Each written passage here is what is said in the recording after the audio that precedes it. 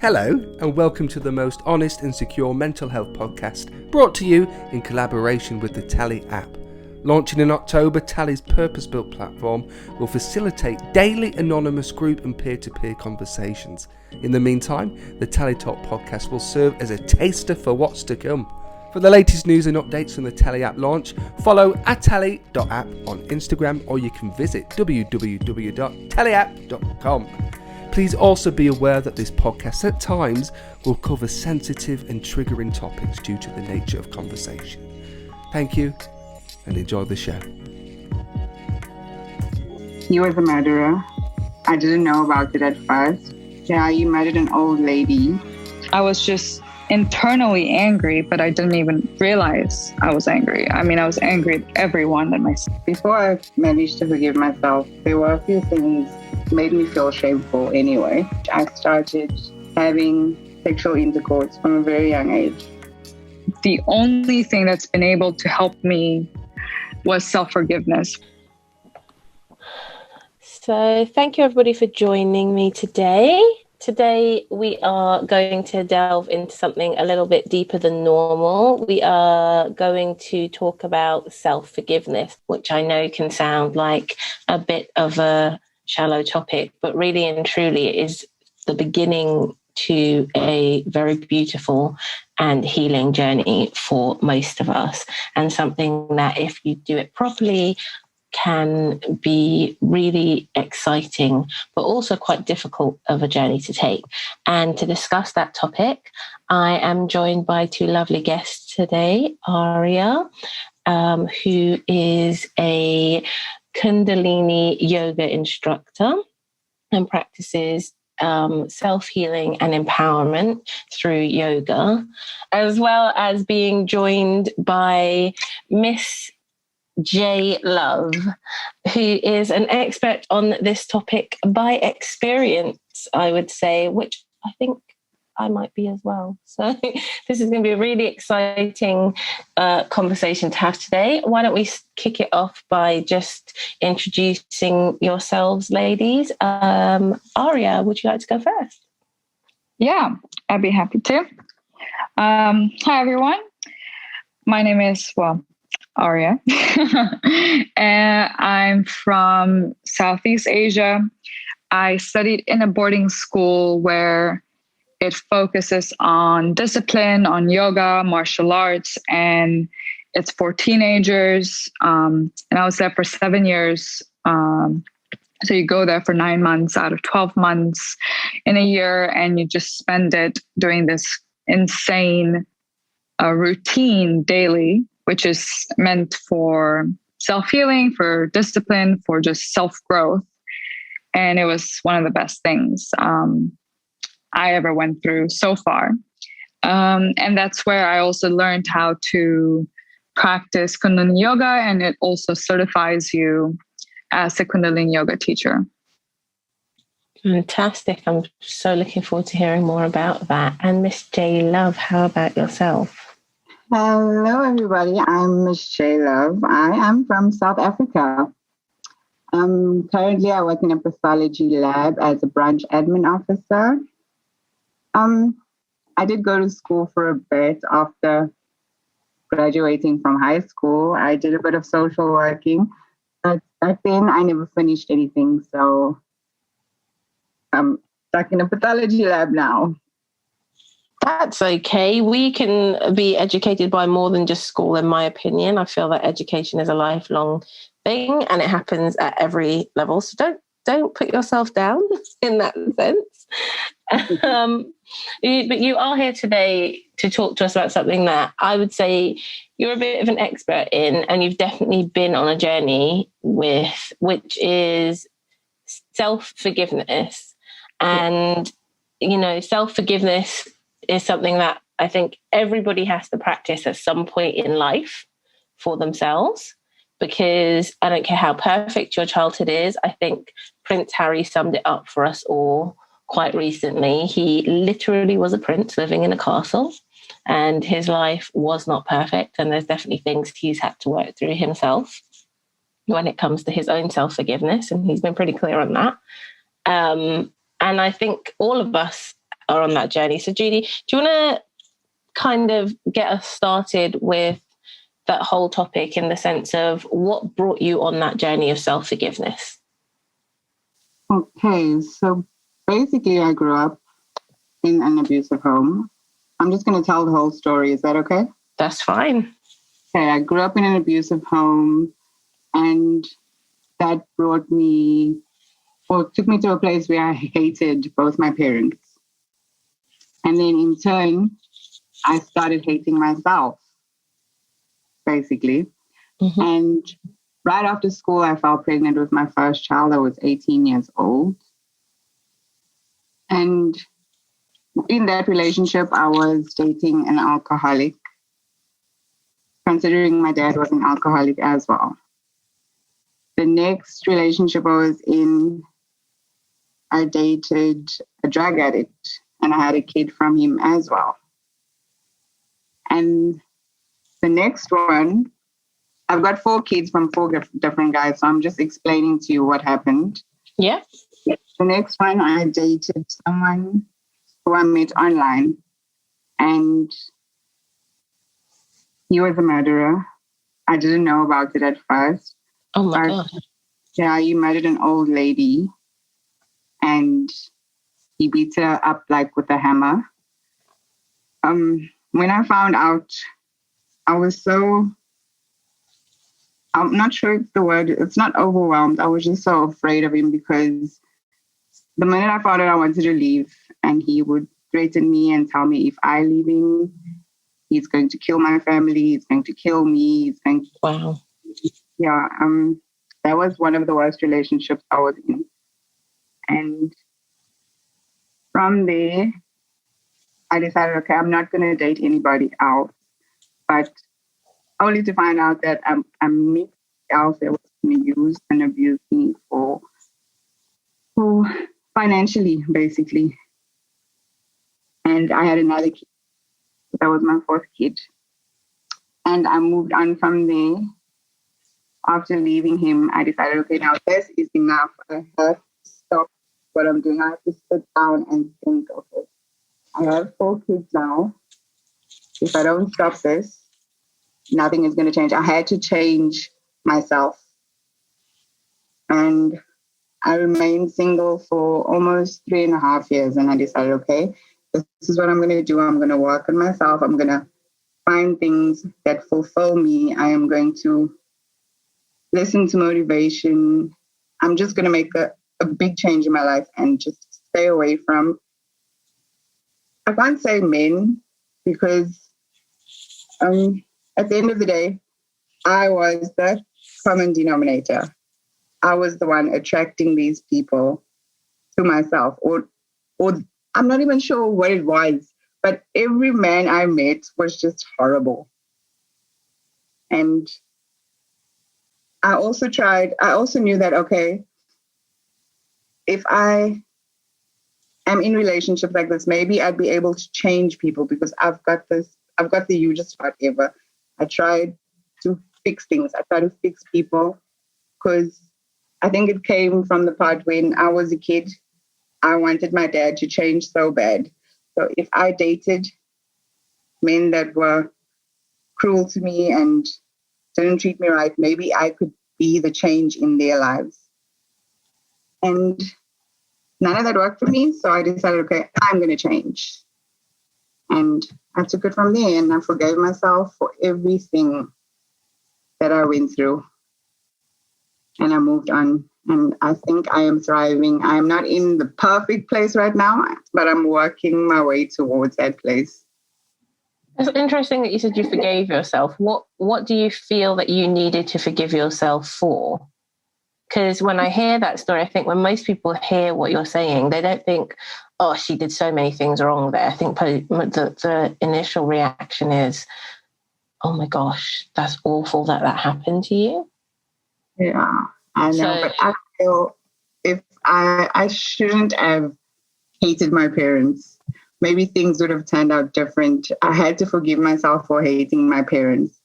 Okay. So in other words, I had to forgive them in order to forgive myself.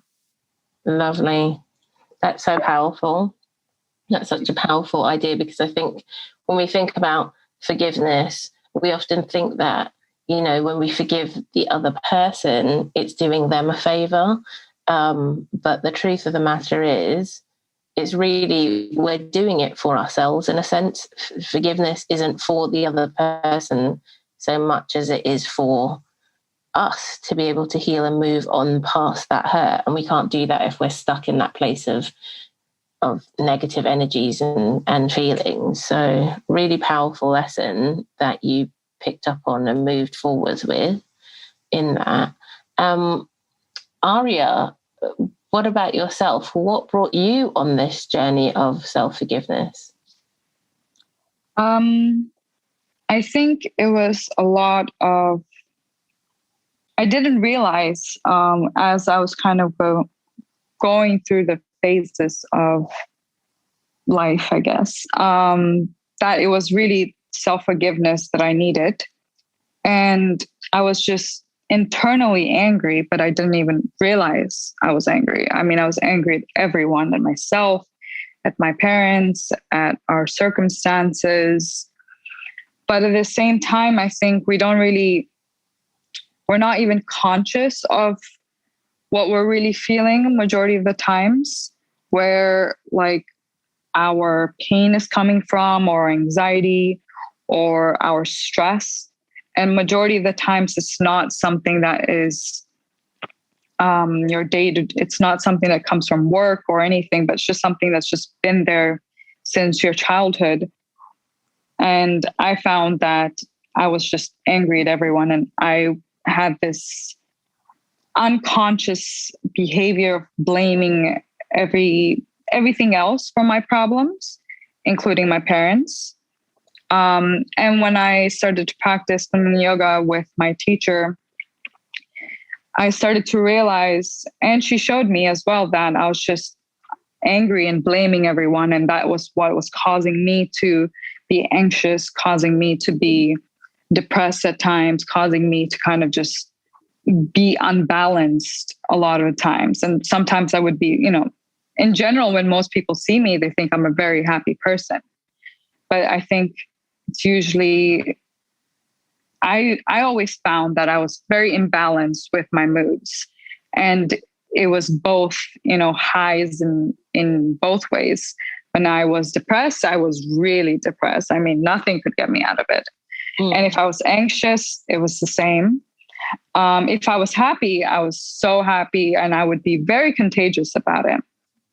But at the same time, I couldn't stand the imbalance. It created so much stress in me, because there would be times, I think when there is such a large imbalance with your moods and your emotions and your perception of things, it becomes very hard for you to kind of just know yourself and to just be in a state of, this is who I am, this is what I am, this is how to do things. And I found that it was through practicing Kundalini yoga, I started to get out a lot of this unconscious behavior and factors that would cause the depression or anxiety or the stress that was upcoming.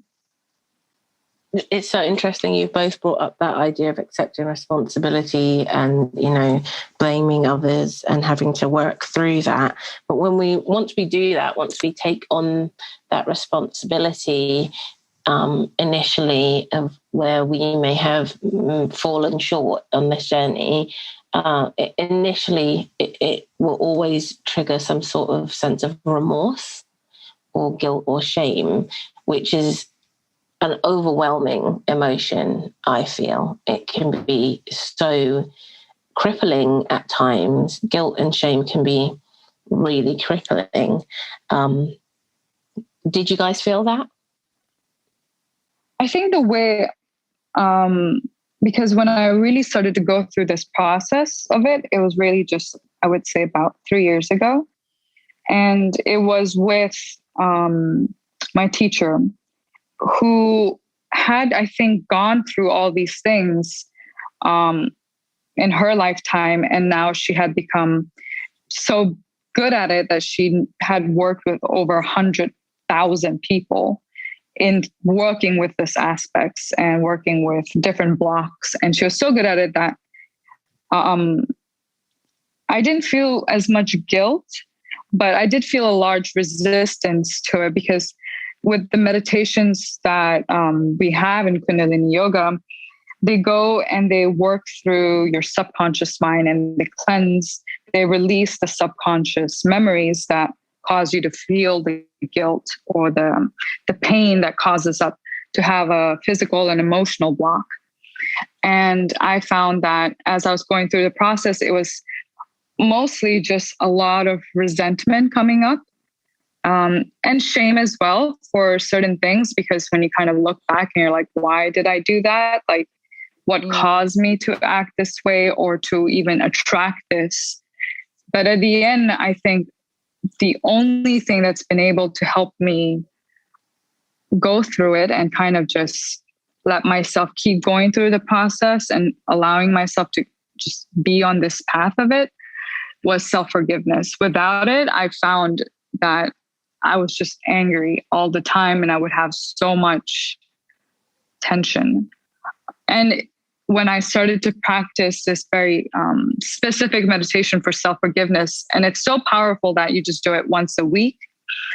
And it works on your subconscious mind, and it works with subconscious memories. And you just start to, as you're in the process of gong, and the master is done in the lecture and everything, and he's kind of like, forgive, bring up everything that you need to forgive. And anything you could remember in those 20, 30 minutes, the gong would play. Afterwards, till this day, I don't even know like what I brought up, but I don't have those memories that would upset me so deeply. They're not there anymore. I just feel like I can't even remember. Like sometimes I'm just like, what did I do? And I'll try and remember it, like what was causing the pain or the tension. And it's as if it's gone. And I found that I've never felt like that before. And it's so cool because it's not something else. It's not something someone else is doing to me or anything, but it's just through my own sitting down, listening, doing this posture, doing this breath. And then after a certain point, you just listen to the gong, and then you remember the things that hurt you so badly. And you just needed to forgive, whether it was good, whether it was bad, whether it's just anything, you just forgive all. And it just brings you to this state afterwards where you're so relaxed and so calm. And it was definitely, I think, till this day, the most amazing meditation I've ever done, because I've never felt anything like it. Yeah, I definitely have found writing to be one of those things that is just really cathartic for me, especially actually when dealing with guilt and shame, because sometimes I can't talk to somebody about it. Mm-hmm. So that's definitely been one of the ways I have expressed that. What about yourself, Miss Love? How have you found? First of all, did you suffer with any sense of remorse or guilt or shame? Yes, I did.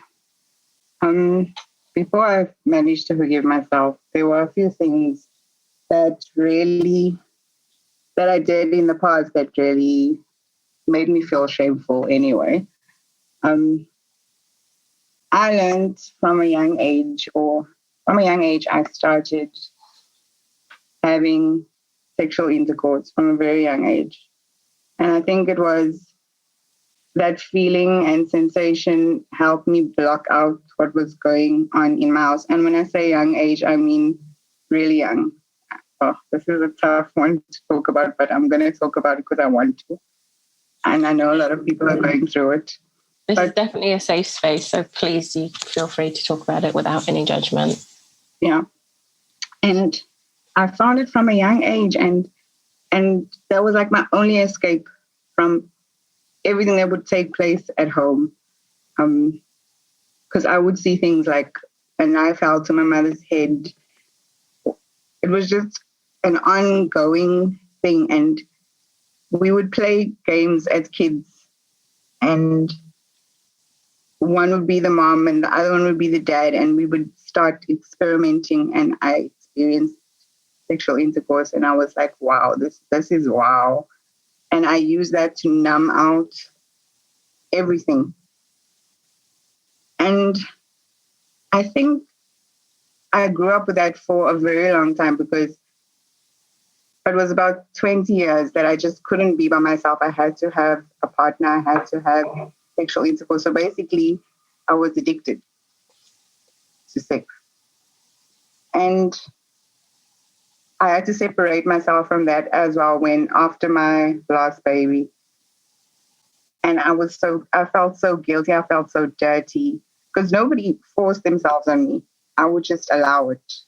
So I wasn't raped or anything, but it was just something that I discovered. And I would hear my mom always saying, sex is bad before marriage. And this is when I was a teenager. My mom's like, sex is not good before marriage. And in the back of my mind, I know, okay, I'm having sex and you don't know about it. And that really made me feel really guilty for almost 2 years when I stopped. And I had to find a way to forgive myself for that as well. Sorry, I hope I'm making sense. No, you're definitely making sense. I don't know about Aria, but I'm listening to it and thinking, I grew up in a household where I heard that as well. So Wow. so I understand where that guilt can come from. But that's for you to need an outlet, such an extreme outlet at that age. I can only imagine that what was going on at home was really traumatic, because that's not something a child would naturally, I think, gravitate towards. Yeah. Do you mind me asking what made you look for such a extreme outlet? I think it was because I didn't have my mom or my dad. My mom would come home from work, my dad would be drunk, and then the next thing there was a fight. And I was screaming, my mom and dad were fighting. So I don't know, I think I just needed something to hold on to that was mine to fulfill me. Because honestly, this would happen every single day almost. Yeah. After my dad got fired. So from the age of 6, when my parents got married when I was 4. From the age of 6 when I started school, I remember every single episode that took place, the episodes that I did see. And I never had any time with my mom, who I love dearly now. I love my mom dearly. She does so much for me now. But that time, I didn't have my mom, nor did I have my dad. And I think I found a replacement for my parents. And I used sex for a replacement. That's such a heartbreaking place to be in. Where I mean, obviously, I get it. Love is what you needed, and you found it just in the wrong way for a child. Yeah. In that sense, but it's an understandable longing for someone to have.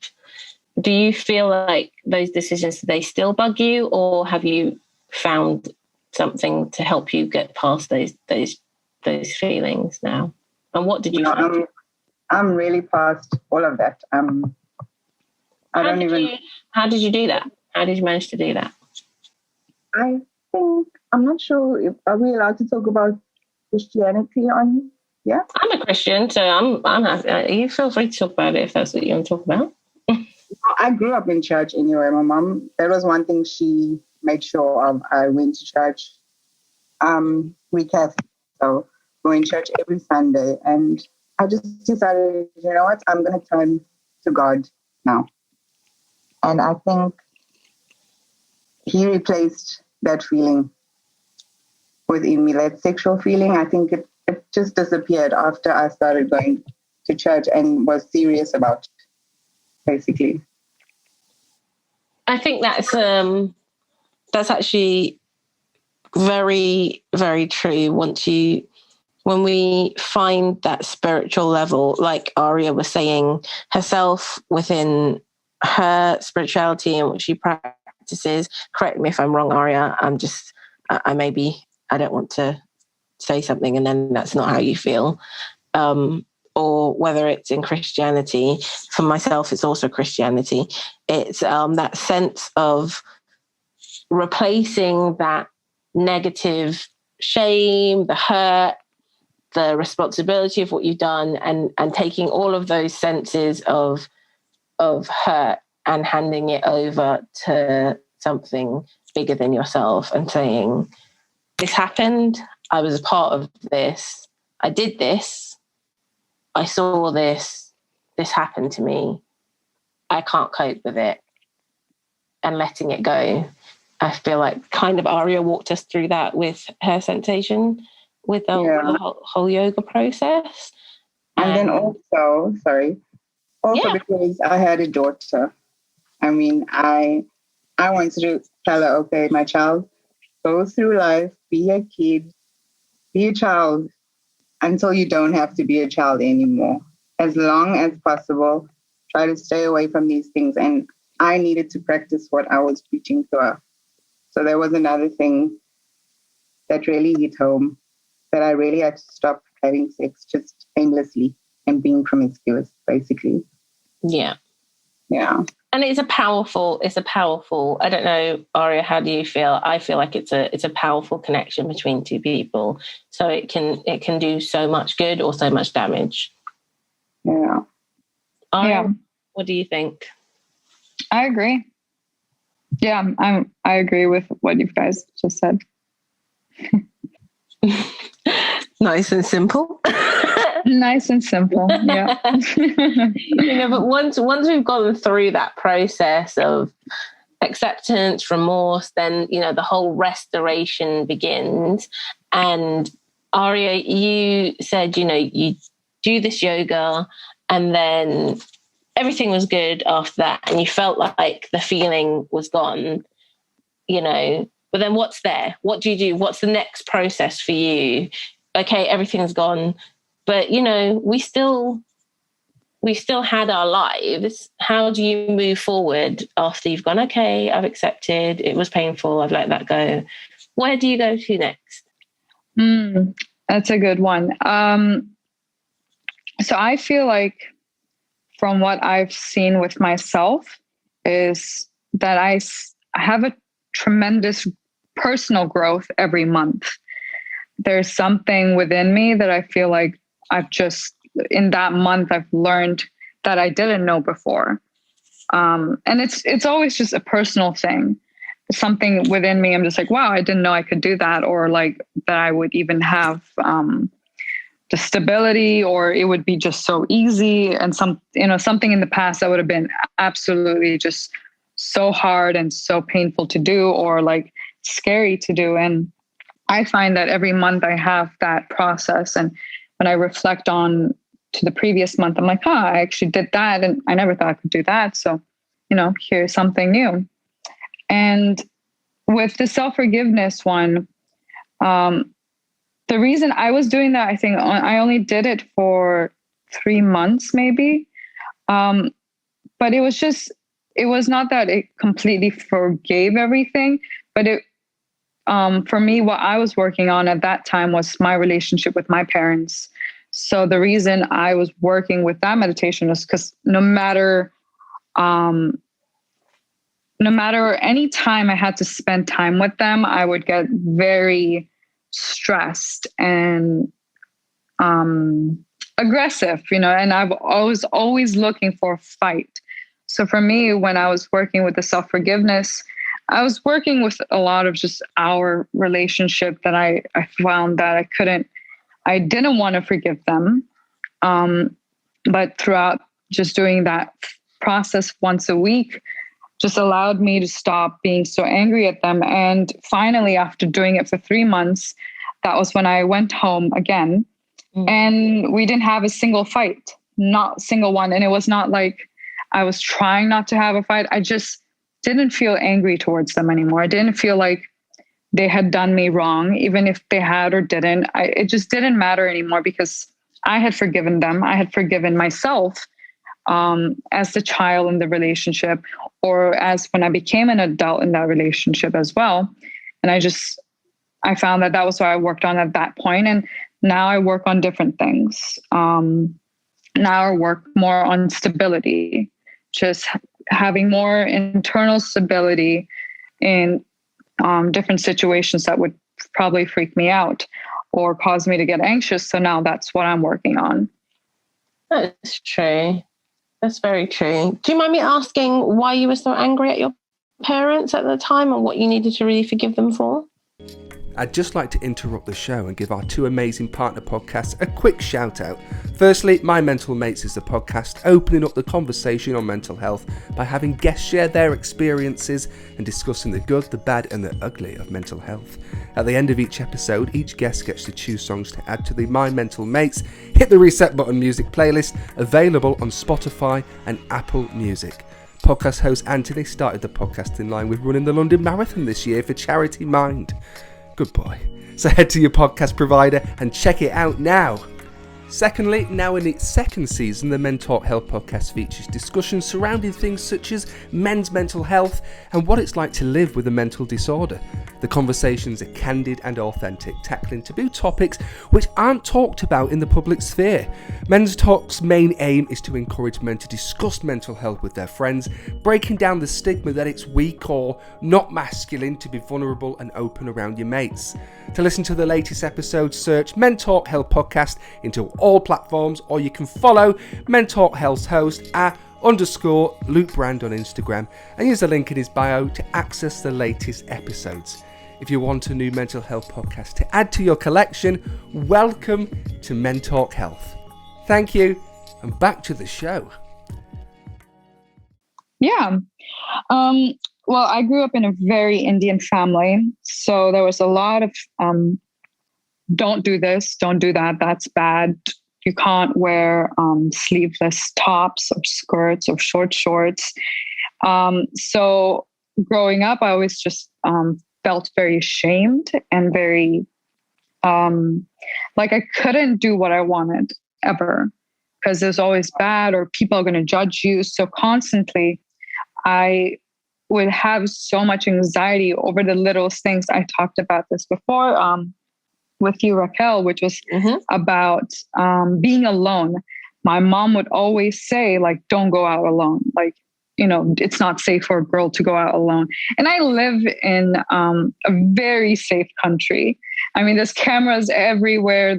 It's so safe there that, you know, I would let my 10-year-old child go out at midnight if I would, and if I had one, it's that safe. But at the same time, she would constantly say, you know, don't do this alone. You're a girl. Don't do this alone. So I unconsciously grew this fear of being alone, that being alone meant I would be, you know, hurt somehow or I was unsafe. So I never liked going down to every day. Me and my brother would love to eat some snacks. So he would go down and grab us some waffles from the store. And I would never go. Even if it was with him, I would just be like, no, it's unsafe. Like, and I didn't know this consciously. It was just an unconscious pattern and thought that I was holding on to, that it was bad to do it alone. So I remember I love going to jiu-jitsu and doing martial arts. But 2 years back, before I even realized I had this unconscious fear, I would never go alone unless I had someone to go with. And the same with like going to the mall or going anywhere, I would always have this unconscious fear like someone is going to attack me. And it's not even the big things as much that they did. Like, it's all the little things that they did that caused me to have anxiety or upsetness or just restraining me constantly. Don't do this, don't do that, that's bad. And I was acting out all the time, I think, for like 4 years. And I would have never done that if I was just allowed to be myself. And I found that I was just angry at them because if they just let me be myself, I wouldn't try and provoke them. And I would just be relaxed. You know, I would just do my thing. And nothing that I wanted to do was bad. I mean, wearing a sleeveless top is, you know, it's an Indian thing, really. I think it's getting much better now, but Small things like that is what they would freak out about. And I, even wearing dresses, it was like, so constantly I made myself a tomboy, even though for the past few years when I realized I'm really not a tomboy, but I made myself dress a certain way just to get their approval, and I wouldn't have to cause these fights, to the point that they wouldn't even go out like to a restaurant if I wanted to wear what I wanted to wear. So, Aria, so when you eventually got your freedom and you were able to move out of your parents' house, did you still have all these fears of being alone? And yeah, absolutely. I definitely did. I find that no matter how far you get away from these situations physically, emotionally, you're always somehow there. And that's why we always try and find solace somewhere else. And I saw that it wasn't that now that I finally got away from them, I was free of it, because I started to act the way they would towards me unconsciously in my relationship with my partner. And that's when I started to realize like that it doesn't matter how far you get away physically, because emotionally it still follows you. yes. And it's always there.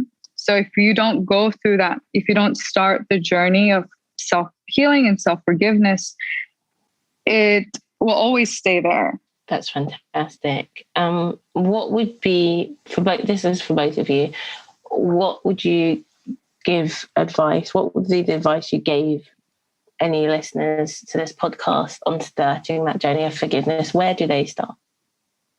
You need to change the way you think, basically, about, okay, not everybody is going to treat you the way your parents did or your exes did. You need to start changing your way of thinking, basically. Okay, fantastic. I like that mindset. And Aria? I think for me, it would be committing to wanting the change, because if we come in it half-ass, it doesn't work out. It won't work out. So if you want it, be fully committed to it. And that way it will actually give you proper results. And also to have patience with it, because sometimes it could be a few weeks, sometimes it could be a few years, sometimes it could be a few decades. And if you don't have the patience for yourself to go through the process and you expect it to go a certain way, more times than not, it won't. So have the patience and have the commitment to it, and it will give you results. And I think one of the best things for me is, I was just teaching it in my class this week. I teach yoga also to little kids. And at the end of the yoga and meditation, they love for me to tell them stories. So my story for the week was to bless themselves. I think a habit we don't have, or something we do have, is that we constantly wait for the universe or some teacher or for some person to bless us or something outside of us. But if we have that capacity to just wake up and say, or before we go to bed, I bless myself to be happy today, to be relaxed, to have a good night's rest. I bless myself to be healthy. I bless myself to be relaxed, to go through this process, to allow it to happen. I bless my friends. I bless my family. We get into that process, just start blessing everything around us. It gives you it gives you an experience of God, in my opinion, and it also fills you up. And at the same time, at least for me, it empowers me every time, because I've given myself exactly what I wanted from everyone else. But I didn't need to go asking for it. I just gave it. And it was right there, within a second. Okay, I bless myself to be happy. It's fine. I bless myself to be so relaxed that nothing phases me today. It's just the little things. And I think if you say it with power, and when you say it over and over and over, you train your body and your mind and your own nervous system to actually believe it. Yeah. And you start to bless yourself continuously. And that's really prosperity, in my opinion. I love that. I love all of that. I love all of that. Like literally all of that. I think I'm going to say that if anyone is listening, everything that these two ladies have just said, fantastic, do it all. And if I could add my own advice for you, which would be have somebody, even if it's just one person, have a safe space with someone who you can go to when you have doubts and questions, or where you need someone that is willing to check you. Because for me, sometimes I'm going through this process of self-forgiveness, and the one thing I can't seem to do is recognize, well, actually, Ricquelle, you're wrong. Like, you shouldn't be guilty here. You shouldn't feel this way here. Or actually, Ricquelle, you're right. Now start walking down that process. And so I have in a circle of friends who I know I can go to, or family I know that I can go to. But if you don't feel like you have that in your life, there are places that you can go to get that kind of help for yourself. So if you feel like for whatever reason there isn't a safe space in a circle of family and friends, please know that there are resources available, like the Samaritans, which is an organisation that provides free counselling services to people.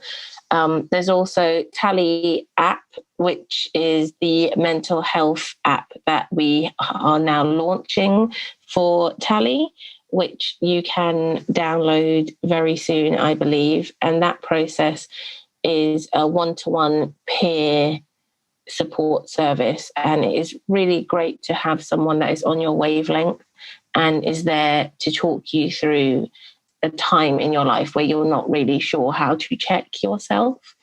And if that makes any sense. Does that make sense, guys, if I say check yourself? Do you guys get what I'm saying? Good. I understand. Good. So I just know that at least some of our listeners will understand me when I'm saying that.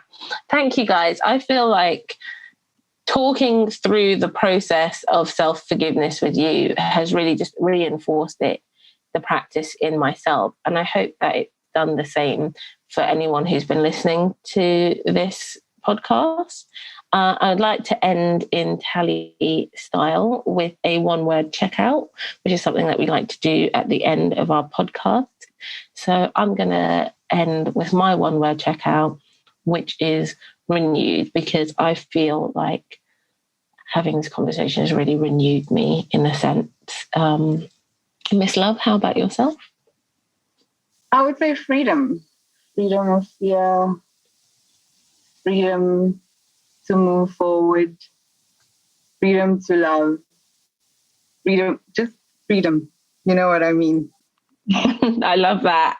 We all like freedom. And Aria? Happy. Happy. I feel very happy that I got to do this, and also hear it from a very different perspective as well. And it brings me a lot of joy knowing that there are different methods of getting it done. Fantastic. Thank you so much, ladies. I've really enjoyed today. And guys, I really hope you've enjoyed listening to our podcast today. Have a wonderful day or night or wherever you're listening. Thank you for listening to the Talley Talk podcast. Remember to subscribe to our channel and be the first to access our weekly episodes. For the latest news and updates on the Talley App launch, follow @talley.app on Instagram, or you can visit www.talleyapp.com. Thank you, and see you next time.